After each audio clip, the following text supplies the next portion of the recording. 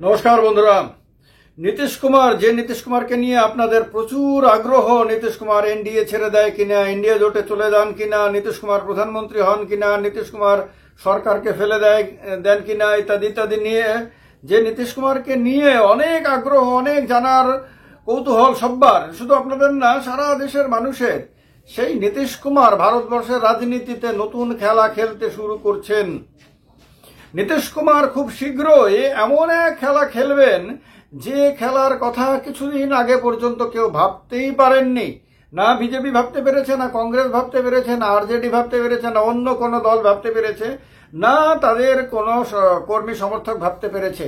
নীতিশ কুমার তার নিজের ছেলে নিশান্ত কুমারকে রাজনীতিতে আনতে চলেছেন এবং সবকিছু ঠিকঠাক থাকলে সামনে যে হোলি, সে হোলির পর্বের হোলির অনুষ্ঠানের ঠিক পরেই নিশান্ত কুমারকে আনুষ্ঠানিকভাবে জনতা দল ইউনাইটেডে এবং সক্রিয়ভাবে রাজনীতিতে নিয়ে আসবেন আপনার নীতিশ কুমার। নীতিশ কুমারের রিটায়ারমেন্ট নিয়ে আলোচনা চলছিল। নীতিশ কুমারকে রাজনীতি থেকে সন্ন্যাস দেওয়ার কথা বলা হচ্ছিল। বিজেপির একজন নেতা দাবি করেছিলেন যে নীতিশ কুমারকে ভারতরত্ন উপাধি দেওয়া হোক, অর্থাৎ ভারতরত্ন দিয়ে নীতিশ কুমারকে ঘরে বসিয়ে দেওয়া হোক। কেউ কেউ বলছিলেন যে নীতিশ কুমারের জায়গাতে বিহারে অন্য কাউকে মুখ্যমন্ত্রী পদপ্রার্থী করা হোক। কেউ কেউ বলছিলেন যে মুখ্যমন্ত্রী কে হবেন এই কথা বিহারে বিধানসভা নির্বাচনের আগে উজ্জ্বল রাখা হোক, ঘোষণা না করা হোক এবং নির্বাচনের ফলাফল প্রকাশিত হওয়ার পরে কাউকে পছন্দ করার ব্যবস্থা করা হোক, ইত্যাদি ইত্যাদি কথা। আবার অন্য দিক থেকে নীতিশ কুমারকে ইন্ডিয়া জোটে ঢোকার আমন্ত্রণ জানানো হয়েছে, তাকে প্রধানমন্ত্রী করার পর্যন্ত কথা বলা হয়েছে, তাকে আপনার লালু প্রসাদ যাদবের আরজেডির সঙ্গে মিলে আবার নতুন করে সরকার গঠনের কথা বলা হয়েছে। অনেক কথা বলেছেন, কিন্তু কেউ ধারণাই করতে পারেননি যে নীতিশ কুমার এতদিন পর্যন্ত তার নিজের পরিবারের অন্য কাউকে রাজনীতিতে আসতে দেননি বা আনেননি।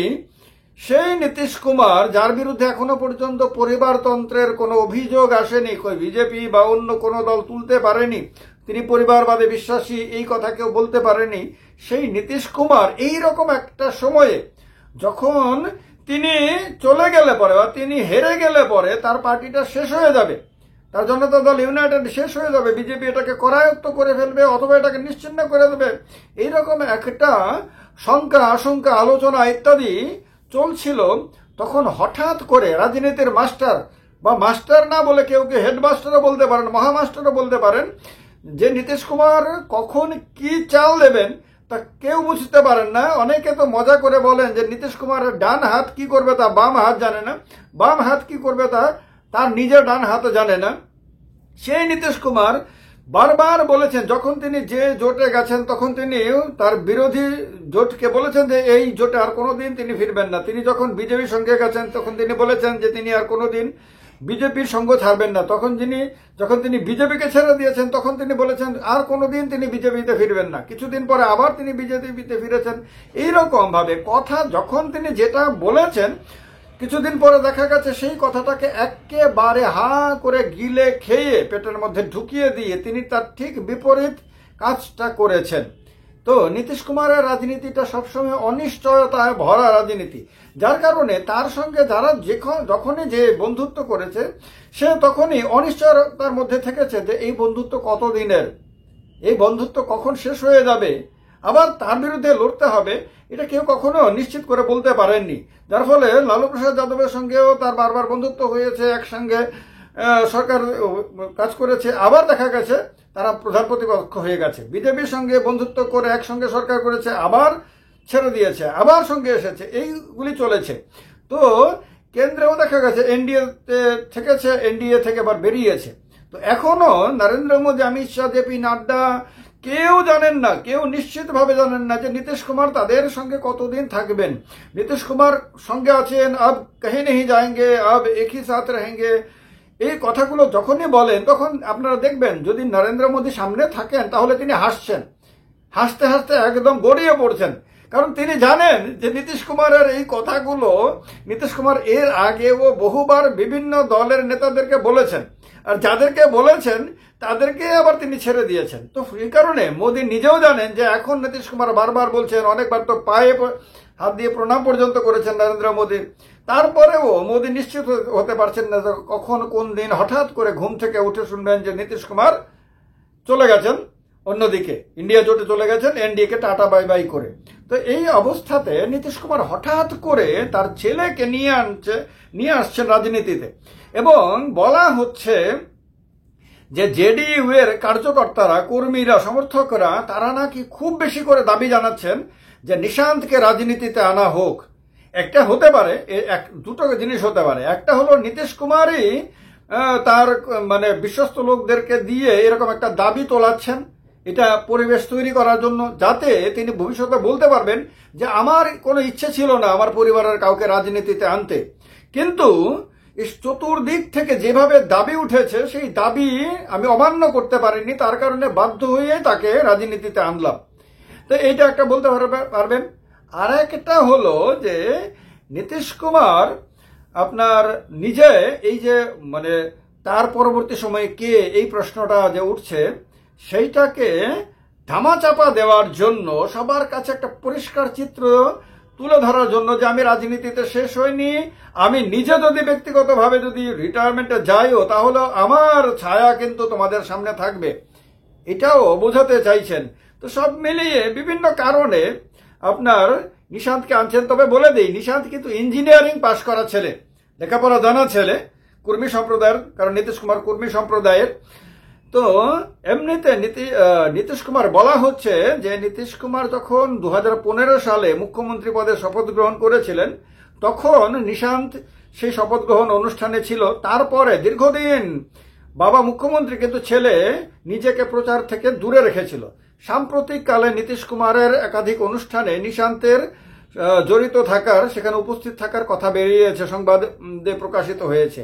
এখন যেটা সারা ভারতবর্ষের সমস্ত মিডিয়াতে খুব বেশি করে আলোচিত হচ্ছে, যে যেখানে বলা হচ্ছে যে জেডিইউ সূত্রেই বলা হচ্ছে যে হোলির পরে নিশান্ত আত্মপ্রকাশ করবেন রাজনৈতিক নেতা হিসেবে, জেডিইউর পদাধিকারী হিসেবে, এবং আগামী বিধানসভা নির্বাচন এই বছরে 2025 সালের শেষ দিকে সম্ভবত নভেম্বর মাসে, অক্টোবর নভেম্বর মাসে অনুষ্ঠিত হবে বিহারের বিধানসভা নির্বাচন। তার আগে লালু প্রসাদের ছেলে তেজস্বী যাদব যেমন তার পরিবারের প্রতিনিধিত্ব করছেন এবং আরজেডির এই মুহূর্তে সবচেয়ে বড় নেতা হিসেবে সামনে থাকছেন, ঠিক তেমনি কি নীতিশ কুমারের ছেলেও জনতা দল ইউনাইটেডের মুখ হয়ে নতুন করে আরো আলোড়ন সৃষ্টি করবে। এইটা করলে কিন্তু দুটো রাজনৈতিক দলের জন্য বড় চ্যালেঞ্জ হবে। একটা হলো রাষ্ট্রীয় জনতা দল অর্থাৎ লালু প্রসাদের পার্টি এবং লালু প্রসাদের ছেলের জন্য বড় চ্যালেঞ্জ হয়ে যাবে। আর একদিকে হলো বিজেপির জন্য, কারণ বিজেপি তো চাইছিল নীতিশ কুমার ধীরে ধীরে রিটায়ারমেন্টে চলে যান, নীতিশ কুমার রাজনীতি থেকে অবসর নিয়ে নেন, নীতিশ কুমার মুখ্যমন্ত্রী পদ ছেড়ে দিন, নীতিশ কুমারের জায়গাতে অন্য কেউ চলে আসুক, বিশেষ করে বিজেপির কেউ মুখ্যমন্ত্রী হোক, এটা তো বিজেপি দীর্ঘদিন ধরে চাইছে। এবং গত বিধানসভা নির্বাচনে বিজেপি কিন্তু বড় দল হয়েছে, জেডিইউ কিন্তু ছোট দল, তারপরেও নীতিশ কুমারকে মুখ্যমন্ত্রী হিসাবে মেনে নিতে বিজেপি বাধ্য হয়েছে। এই বাধ্যবাধকতা থেকে বিজেপি মুক্তি পেতে চেয়ে আসছে। সেই বিজেপির সামনে নতুন চ্যালেঞ্জ হিসাবে নিশান্তে চলে আসবে, কারণ সেই ক্ষেত্রে জেডিইউ শেষ, জেডিইউ এর ভবিষ্যৎ নাই, এই ধারণাটা, যে এই আশঙ্কাটা যে জেডিইউর কর্মীদের মনকে দুর্বল করে দিয়েছিল, সেটা কিন্তু আবার উল্টো স্রোতে বইতে শুরু করবে। তারা আবার নবজোয়ারে ভাসতে থাকবে। তারা হয়তো আবার এই যুবক, মোটামুটি 48 থেকে 50 বছরের মতন হবে বয়স নিশান্তের, এই নিশান্তকে কেন্দ্র করে তারা কিন্তু পুনরুজ্জীবিত হয়ে যেতে পারে। সেটা কিন্তু আরজেডিকেও ধাক্কা দিতে পারে, বিজেপির ভবিষ্যৎকেও ধাক্কা দিতে পারে বিহারের রাজনীতিতে। আর এই নিশান্তকে সামনে এগিয়ে দিয়ে নীতিশ কুমার কি সর্বভারতীয় রাজনীতিতে কোনো বড় ধরনের খেলা খেলার জন্য পরিকল্পনা করছেন? কারণ তাকে তার বিভিন্ন নেতারা বিভিন্ন সময় কিন্তু বলেছেন যে নীতিশ কুমারের সামনে প্রধানমন্ত্রী হওয়ার সম্ভাবনা আছে, তারা নীতিশ কুমারকে প্রধানমন্ত্রী হিসেবে দেখতে চান। তো নীতিশ কুমার ইন্ডিয়া জোটের শরিক দলগুলোকে নিয়ে প্রধানমন্ত্রী হবার স্বপ্ন পূরণ করার জন্য কোনো বড় ধরনের খেলা খেলবেন না তো? এবং সেই খেলায় বিজেপির স্বপ্ন ধূলিসাৎ হবে না তো? প্রশ্নটা আপনাদের সামনে রাখলাম, উত্তর কমেন্ট বক্সে দিতে পারেন।